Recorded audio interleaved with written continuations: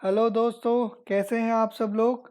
जैसा मैंने आपको अपने पिछले वीडियो में बताया था कि अब से मैं आपके कमेंट का जो आंसर है वो इसी तरह से ऑडियो के फॉर्म में दे दिया करूँगा, ताकि जो मैं बताना चाह रहा हूँ वो इफ़ेक्टिवली आप तक पहुँचे, सही तरह से पहुँचे। क्योंकि कई बार कमेंट में लिखना बहुत टाइम कंज्यूमिंग होता है और मेरे लिए ये एक सबसे बड़ा चैलेंज है। तो ये एक बेस्ट ऑप्शन है आप लोगों से कनेक्ट होने का और आप लोगों को सबसे ज़्यादा डिटेल में जितना मुझे पता है वो शेयर करने का। ओके, तो आपसे मैं यही किया करूँगा, जब भी मैंने कोई वीडियो रिलीज़ करा है, मान लीजिए आज कोई वीडियो रिलीज़ करा है, तो कल आप मेरे चैनल में जाके रात में देखिएगा। मैं उस सारे कमेंट्स को जो भी आप लिखे होंगे उसको डिटेल में एक एक करके एक्सप्लेन करूँगा। मेरे जो पिछले वीडियोस थे जिसमें मैंने आपको बताया था कि ई सर्विसेज पोर्टल में कैसे आप वैक्सीन सर्टिफिकेट अपलोड करें, मुकीम पोर्टल में आप जाके कैसे रजिस्ट्रेशन करें, कब करें, वैक्सीनेटेड विजिटर्स कौन है, नॉन वैक्सीनेटेड विजिटर कौन है, वैक्सीनेटेड रेजिडेंट कौन है और नॉट वैक्सीनेटेड रेजिडेंट कौन है, इसके बारे में बताया था। तो इससे रिलेटेड आप लोगों ने भी बहुत सारे सवाल पूछे थे। तो आज के इस वीडियो में मैं आप लोगों के साथ वो सारे सवालों के आंसर देने का कोशिश करूंगा। 10 मिनट का वीडियो बनाऊंगा, ओके, सारे क्वेश्चंस के आंसर देने के लिए। तो ये कुछ आपके कमेंट्स है जो आप लोगों ने मुझसे करा है। पहला कमेंट है ये, इन्होंने पूछा है कि एक डोज इन्होंने फाइजर का सऊदी में ले लिया था, अब फिर इंडिया आ गए थे, तो अब वो सऊदी जाएंगे वापस, तो उनको क्वारंटीन 7 दिन रहना पड़ेगा नहीं। तो इसका आंसर दो होगा। पहला ये होगा कि आप ये देखिए कि जो पहला डोज आपने लिया था उसका एक्सपायरी डेट तवक्कलना में कितना था। अगर वो एक्सपायर हो गया है तो फिर आपको 7 दिन क्वारंटीन रहना पड़ेगा। अगर एक्सपायर नहीं हुआ है, अभी भी आपके तवक्कलना में स्टेटस इम्यून दिखा रहा है और सेकेंड डोज का डेट जो है वैलिड है, तो आपको वहाँ पे 7 दिन क्वारंटीन नहीं रहना पड़ेगा। ओके, और यहाँ पे इन्होंने एक सवाल पूछा है जो कि वैलिड है, बहुत वैलिड है। इन्होंने इसमें ये बताया है कि जो रेसिडेंट है और रेसिडेंट के जो डिपेंडेंट है 18 साल से कम, उनको भी मुकीम में सऊदी आने से पहले रजिस्टर करना है। लेकिन वो किस कैटेगरी में रजिस्टर करे, रेजिडेंट, वैक्सीनेटेड रेजिडेंट में या फिर नॉन वैक्सीनेटेड रेजिडेंट में, क्योंकि 18 साल से कम उम्र वालों को वैक्सीन तो मिल नहीं रहा है। तो ये सबसे बड़ा एक चैलेंज है, अनक्लियर्ड आंसर है। तो मैंने ये जवाजात वालों को पूछा है इसके बारे में। अगर आप यहाँ पे देखेंगे तो यहाँ पे लिखा हुआ है कि जो 18 साल से कम उम्र वाले हैं रेजिडेंट, वो एज डिपेंडेंट उनको रजिस्टर करना है मुकीम में आने से पहले। वही आप अगर यहाँ पे देखेंगे विजिटर्स वालों में, तो इन्होंने कहा है कि 18 साल से कम उम्र वालों को नहीं करवाना है। तो इसका आंसर जब मुझे आ जाएगा तो मैं आप लोगों के साथ शेयर करूँगा कि कोई अगर डिपेंडेंट है और 18 साल से कम उम्र के हैं और रेसिडेंट है वो सऊदी के, तो उनको कौन से कैटेगरी में रजिस्टर करना है। आगे बढ़ते हैं बाकी क्वेश्चंस में। ओके, इन्होंने पूछा है जो my flight is after 80 hours what I do. Okay, तो देखिए ये 72 आवर्स का जो मुकीम में रजिस्ट्रेशन का टाइमिंग है वो आप लोगों को कंफ्यूजिंग है, तो उसको मैं एक बार और क्लियर कर लेता हूँ। जब भी आप सऊदी अरेबिया आ रहे होंगे, ओके, सऊदी अरेबिया आ रहे होंगे मतलब सऊदी का फ्लाइट में बैठने से पहले आपको ज़्यादा से ज़्यादा मैक्सिमम आप 3 दिन पहले रजिस्ट्रेशन कर सकते हैं। अगर आप सोचेंगे कि मैं 75 आवर्स पहले रजिस्टर कर लूँ, तो नहीं, रजिस्ट्रेशन हो जाएगा, लेकिन क्या पता वो जब बोर्डिंग पास इशू करते समय चेक करेगा तो वो ना माने।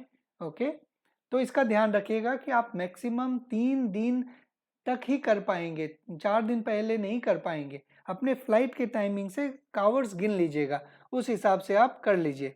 ओके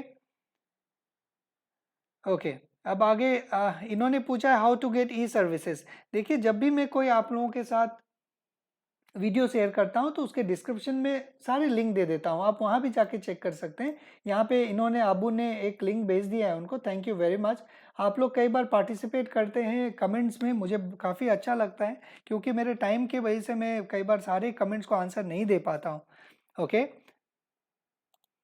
अब इन्होंने एक सवाल पूछा है कि मैंने एक वैक्सीन लगा लिया है सऊदी में और क्या इंडिया जाऊंगा आते समय कोई प्रॉब्लम तो नहीं होगा। देखिए अभी ये कहना काफ़ी मुश्किल है कि अभी आप अगर इंडिया आएंगे तो उस समय जाते समय क्या रेगुलेशंस होगा। ओके, फिलहाल अभी सऊदी में सेकेंड डोज तो नहीं मिल रहा है। अगर आपका कोई अर्जेंट काम है इंडिया में तो तभी आप ट्रैवल कीजिए, नहीं तो आप नहीं कीजिए। अब इन्होंने एक सवाल पूछा है कि न्यू वीज़ा वाले कौन से कैटेगरी में रजिस्ट्रेशन करेंगे।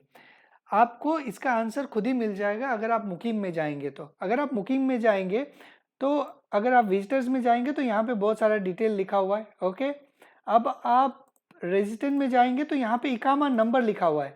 यहाँ पे इकामा नंबर जब आपके पास होगा ही नहीं तो आप नहीं लिख पाएंगे। तो चाहे वो वर्क वीज़ा क्यों ना हो, आपके पास इकामा अभी नहीं है तो आप एक विजिटर से माने जाएंगे।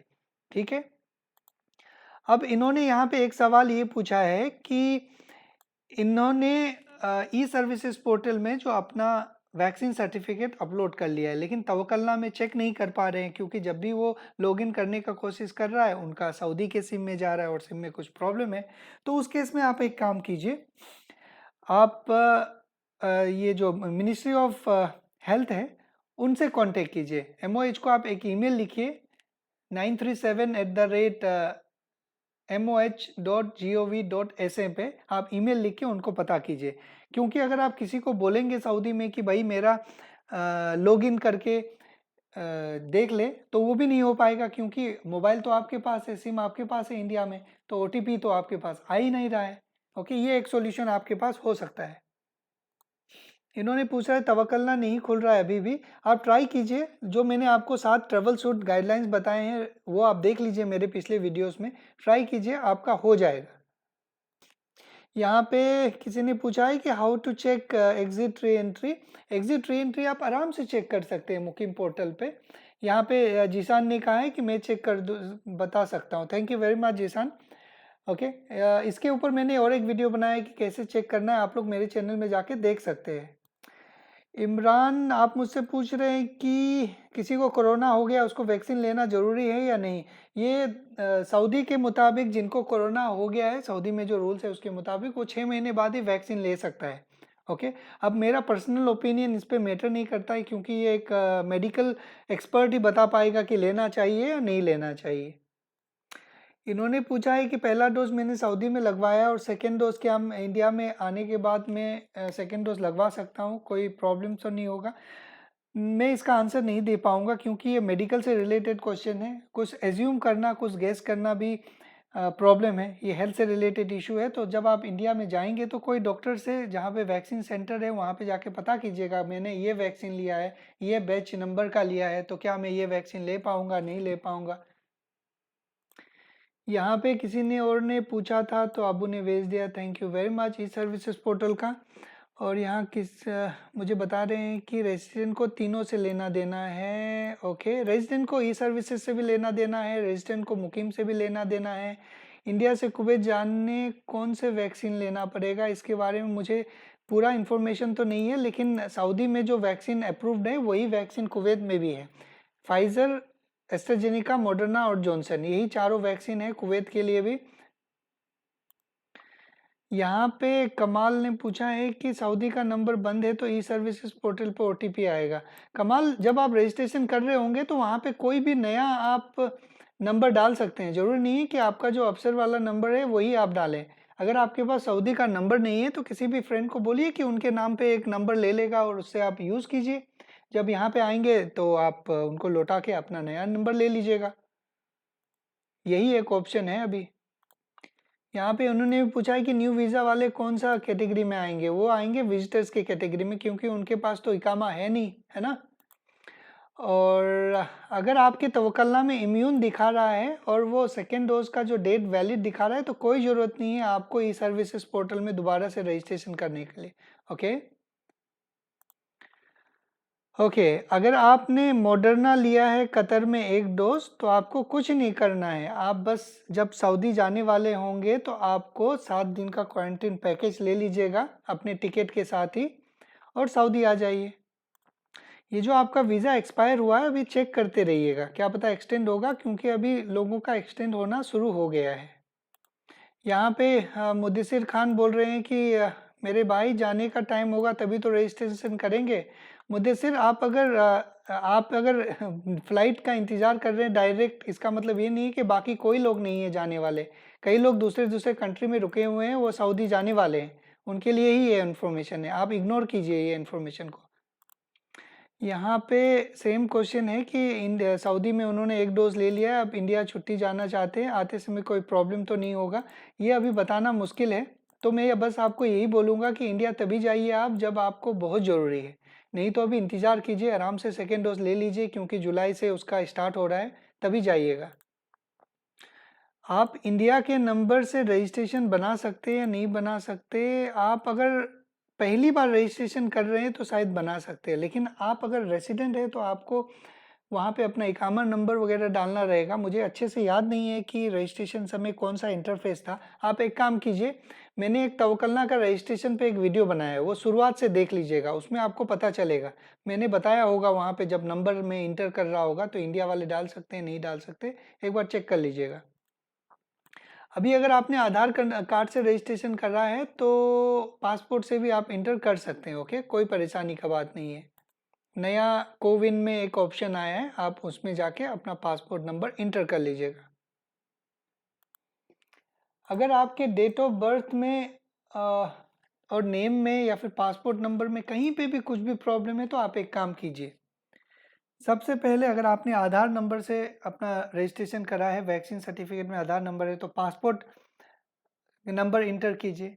और अगर आपका date of birth passport number के अलावा कोई दूसरा डॉक्यूमेंट्स के जैसा है तो पासपोर्ट में जो डेट ऑफ बर्थ लिखा है वो अपलोड कीजिए। नाम में कोई चेंज है तो पासपोर्ट में जो नाम है वही आप लिख के चेंज कर सकते हैं। ये तीनों चीज़ आप चेंज कर लीजिए, ओके? आसिफ, अगर आपने दोनों डोज लगा लिया तो कोई प्रॉब्लम नहीं है रजिस्ट्रेशन करने के लिए। ई सर्विसेज पोर्टल पे जाइए, मैंने ऑलरेडी इसके ऊपर एक वीडियो बनाया है स्टेप बाय स्टेप। रजिस्ट्रेशन करने से पहले आप जितने भी आपके डॉक्यूमेंट्स है जैसे कि वैक्सीन सर्टिफिकेट उसको पीडीएफ में कन्वर्ट कर लीजिएगा। पीडीएफ एक फॉर्मेट होता है, ओके? और अपना पासपोर्ट का कॉपी रखिएगा पीडीएफ में और अपना इकामा का कॉपी, तीनों को अपलोड करना रहेगा। कोई भी आपके फ्रेंड्स होंगे उनको बोलिए, वो आराम से 2 मिनट में आपका ये अपलोड करके आपको दे देंगे। इन्होंने पूछा है कि मुकीम में कब अपलोड करना है। मुकीम में आपको सऊदी का जो फ्लाइट होगा, सऊदी का फ्लाइट, उसमें बैठने से ज़्यादा मैक्सिमम 3 दिन के अंदर आपको करना है, ओके? अगर एक डोज अभी आपने लगाया है और दूसरा 84 डेज बार हो रहा है तो वो भी चेंज हो जाएगा क्योंकि कोविन पोर्टल में अभी देखिए पासपोर्ट नंबर भी का ऑप्शन आ गया है तो धीरे धीरे आ जाएगा। लेकिन आप एक काम कर सकते हैं, अगर नहीं आएगा ऑप्शन तो आप अपने जो वैक्सीन सेंटर है वहाँ पे जाके बात कीजिएगा, वो आपको कोई ना कोई एक ऑप्शन ज़रूर बता देंगे। 10 दिन पहले आप मुकीम में रजिस्टर ज़रूर कर पाएंगे, कोई प्रॉब्लम नहीं होगा रजिस्ट्रेशन करने में। लेकिन उन्होंने कहा है कि मैक्सिमम 3 दिन के अंदर करने के लिए, आप 4 दिन पहले नहीं कर सकते, ओके? जो बताया है वही पालन करना पड़ेगा, है ना? और भी बहुत सारे सवाल है इसमें, अगर मैं सबको आंसर करने की कोशिश करूँगा तो बहुत लंबा अपडेट्स हो जाएगा। तभी भी मैं कोशिश करूँगा कि कल, ओके, बाकी के बचे कुछ जितने भी आंसर्स है क्वेश्चन है सबको आंसर करूँ। तब तक आप लोग अपना ख्याल रखिए। जिन्होंने वैक्सीन नहीं लिया है वो दूसरे डोज का वैक्सीन आप ज़रूर ले लीजिएगा, ओके? क्योंकि अभी आने वाले दिनों में यही चेंजेस होने वाले हैं कि जो रेजिडेंट है उनको भी अलाउ किया जा सकता है क्योंकि क्योंकि आज दुबई ने भी ये अनाउंसमेंट करा है कि 23 जून से 23 जून से वो रेजिडेंट को अलाउ करेंगे। कुवैत ने भी अलाउ कर दिया, 1 अगस्त से करेंगे। अब सऊदी भी जल्द से जल्द करेंगे, ओके? और यहाँ पे मैंने आपका आंसर जो एक्सप्लेन कर दिया है। तब तक अपना ख्याल रखिए। Thank you very much. Take care. Bye bye. Good night.